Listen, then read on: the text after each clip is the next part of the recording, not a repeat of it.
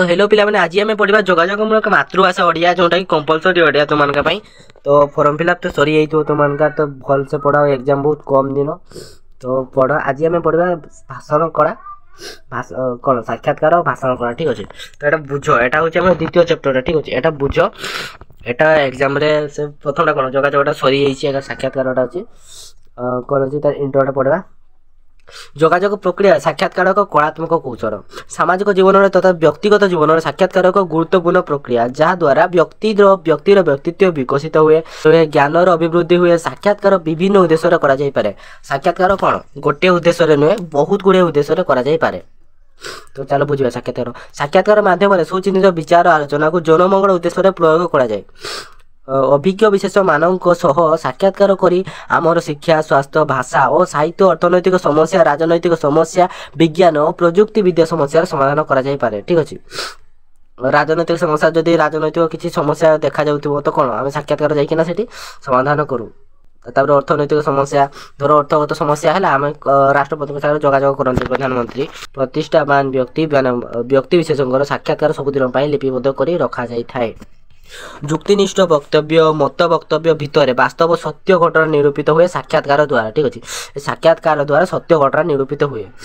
से प्रत्यक्ष साक्षात्कार हो परोक्ष साक्षात्कार हो से प्रत्यक्ष हो कि परोक्ष हो से साक्षात्कार माध्यम ही आम सत्य घटना निरूपित होता है साक्षात्कार द्वारा शृंखलित समाज व्यवस्था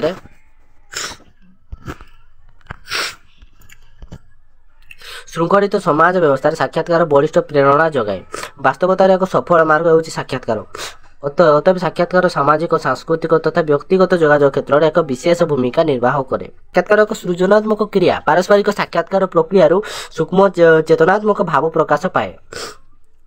यह व्यक्ति मध्य फोन मध्यम चिठी पत्र मध्यम आभासी कार्यक्रम मध्यम उपस्थापन कर कौन कार्यर उद्देश्य साधन और भिन्न भिन्न समस्यार समाधान निर्मित साक्षात्कार नि जाए यह जेते योजनाबद्ध भाव में प्रज्ञादीप्त व्यक्तित्व मानक नहीं करा जाए साक्षात्कार सेते बेले सफल होता है जिते गोटे प्रज्ञ जदि जहाँ जना थो डाकिले से सफल हो तो गोटे प्रज्ञ व्यक्ति साक्षात्कार में जोगदेले ही सफल होता है ना साक्षात्कार दृष्टान्तमूलक हो पारे ना कौन साक्षात्कार सफल हो पारे ना दृष्टान्तमूलक हो पारे ना से अभिज्ञ विशेषज्ञ मानक नहीं साक्षात्कार करा जाए अभिज्ञ जहाँ पाखे ज्ञान थाए तांकु नहीं कि साक्षात्कार कराई थाई शिक्षा समस्या संपर्कित साक्षात्कार बेरे अभिज्ञ शिक्षाविद और अर्थ समस्या संपर्कित साक्षात्कार विशिष्ट अर्थनीतिज्ञ भाषा संपर्कित भाषाविद राजनीति प्रवीण राजनीतिज्ञ सहित परामर्श लड़ा जाए शिक्षा समस्या शिक्षा विषय किसी समस्या स्कूल जी स्कूल हवा दरकार से पारा ना कि आउ कौन शिक्षा जनित समस्या बेले कौन गोटे अभिज्ञ शिक्षाविद जहाँ पाखे ज्ञान थाए तो पाखे अर्थ समस्या कौन राष्ट्रपति संपर्कित साक्षात्कार विशिष्ट अर्थनीतिज्ञ भाषा संपर्कित भाषाविद आदि परिप्रकाश को पाए पूर्व आलोचना कराई जोगाजोग बहुमार्गी साधना जोगाजोग प्रक्रिया साक्षात्कार एक अविच्छिन्न अंग साक्षात्कार ग्रहण करने बहुत मार्ग माध्यम रही साक्षात्कार ग्रहण करने बहुत मार्ग माध्यम रही जो मार्ग को उपयोग कर साक्षात्कार करा जाए दूरभाष दूर भी कथा पार वीडियो रेकर्डिंग द्वारा हो पार टेप जो थाए टेप रेकर्डर द्वारा हो पार इंटरनेट आभासी कार्यक्रम वेबसाइट आदि द्वारा आम जोगाजोग स्प्रेड कर ठीक है साक्षात्कार देवा प्रस्तुति मार्ग एक सत्य साक्षात्कार एक कला कौशल ठीक है एक सत्य साक्षात्कार गोटे कला कौशल साक्षात्कार नेउथिबा व्यक्ति जेति गुरुत्वपूर्ण साक्षात्कार देउथिबा व्यक्ति से गुरुत्वपूर्ण साक्षात्कार जे नौथिबो कि जे दौथिबो दी जनक सी अधिक गुरुत्वपूर्ण साक्षात्कार देउथिबा व्यक्ति जनक ख्याति संपन्न विद्वान विज्ञ दृष्टान्तमूलक हेबा उचित जे साक्षात्कार दौथिबो तांक पाखरे कोन तापर ज्ञान थिबा दरकार से गोटे विज्ञ लोक हेतिबा दरकार ताले गानी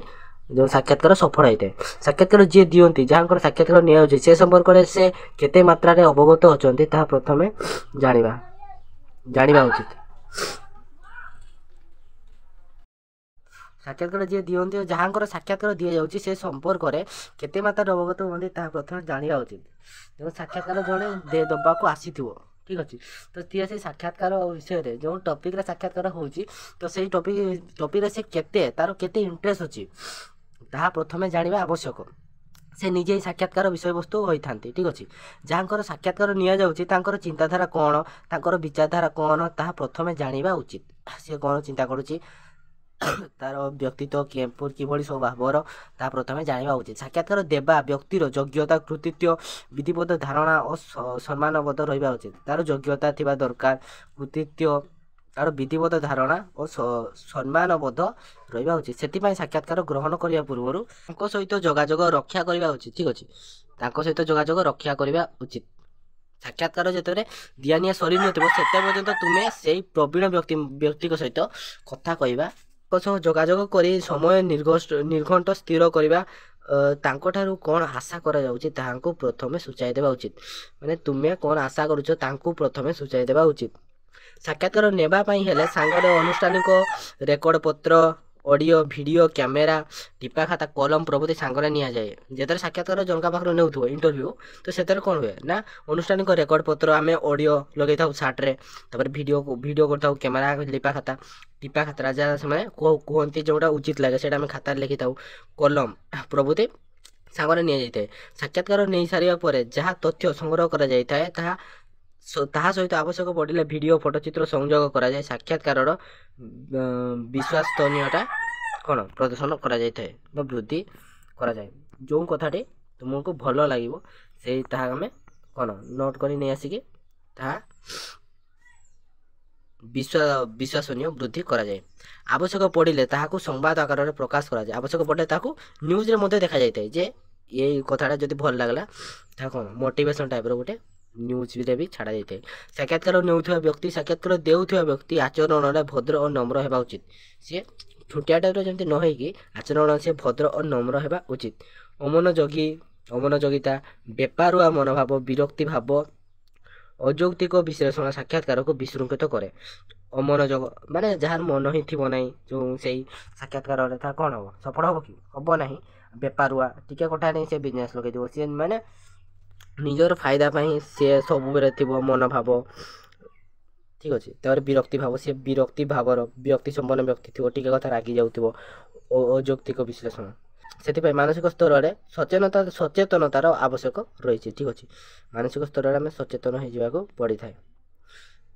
ସାକ୍ଷାତକାର ସମୟରେ ପ୍ରଶ୍ନକର୍ତ୍ତା ଉତ୍ତର ପାଇବା ପାଇଁ ଅପେକ୍ଷା କରିବା ବାଞ୍ଛନୀୟ ଯେତେବେଳେ ପ୍ରଶ୍ନ ଜଣେ ପଚାରିଦେବ ସେତେବେଳେ କ'ଣ ସେ ଉତ୍ତରକୁ ଆଶା କରିବ ତ ସେହି ସମୟରେ କାରଣ ପର୍ଯ୍ୟାପ୍ତ ସମୟ ଅଭାବରୁ ବାରମ୍ବାର ପ୍ରଶ୍ନ ପଚାରିବାରୁ ଉତ୍ତରଦାତା ଠିକ୍ ମତ ବାଢ଼ି ପାରନ୍ତି ନାହିଁ ସେତେବେଳେ ବାର ଫାଷ୍ଟ ଗୋଟେ କ୍ୱେଶ୍ଚନ୍ ପଚାରିବ କହିଦେଲ ଧର ତୁମ ନାମ କିସ କହିଦେଲ ଘର କେଠି କହିଦେଲ ତାପରେ ସେମିତି ବାର ଯେତେବେଳେ ପ୍ରଶ୍ନ ପଚାରନ୍ତି ସେମାନେ କ'ଣ ନା ଠିକ୍ ମତ ବାଢ଼ି ପାରନ୍ତି ନାହିଁ ମାନସିକ ସ୍ତରରେ ବିଚାର କରି ଉତ୍ତର ଦେଲେ ସଠିକ୍ ମତ ମିଳିଥାଏ ଯଦି ମାନସିକ ସ୍ତରରେ ଜଣେ ଭାବିକି ଯଦି ଆନ୍ସର୍ଟା ଦେବ ତାହା କ'ଣ ତାହା ଠିକ୍ ଉତ୍ତର ହେଇଥାଏ ଆଉ ଯଦି ତୁମେ ଯେତେ ସ୍ପିଡ଼ରେ କ୍ୱେଶ୍ଚନ୍ ପଚାରିବ ତା ସହିତ ଯଦି ସ୍ପିଡ଼ରେ କହିବାକୁ ଚେଷ୍ଟା କରିବ କ'ଣ ଠିକ୍ ଉତ୍ତର ବାହାରିବ ନାହିଁ ତାହା ଭୁଲ ହେଇଯିବ ତାହାକୁ ଦୃଷ୍ଟାନ୍ତମୂଳକ ବା ଉତ୍ତର ସାକ୍ଷାତକାର କୁହାଯାଏ ତାହା କ'ଣ କୁହାଯାଏ ଉତ୍ତମ ସାକ୍ଷାତକାର ତାହାକୁ ଦୃଷ୍ଟାନ୍ତମୂଳକ ବା ଉତ୍ତମ ସାକ୍ଷାତକାର କୁହାଯାଏ ଯଦି ଟିକେ ମାନସିକ ସ୍ତରରେ ପ୍ରସ୍ତୁତ ହୋଇକିନା ଗୋଟେ ଉତ୍ତରଟି ଆଉ ଜଣଙ୍କୁ ଦେବା ସେଇଟା କ'ଣ ତାହା ହେଉଛି ଉତ୍ତମ ସାକ୍ଷାତକାର ତ ଭିଡ଼ିଓଟି କେମିତି ଲାଗିଲା ପାର୍ଟ 1 ପାର୍ଟ 2 ଆସିବା ରେଡ଼ି ହେଇଯାଉ ତ ସାକ୍ଷାତକାରର ଭିଡ଼ିଓଟା ପୁରା ଦେଖାଉ ଚ୍ୟାନେଲକୁ ସବସ୍କ୍ରାଇବ୍ ଯେଉଁମାନେ କରିଦିଅ ତ ଦେଖାବା ନେକ୍ସଟ କ୍ଲାସ୍ରେ ବାଏ।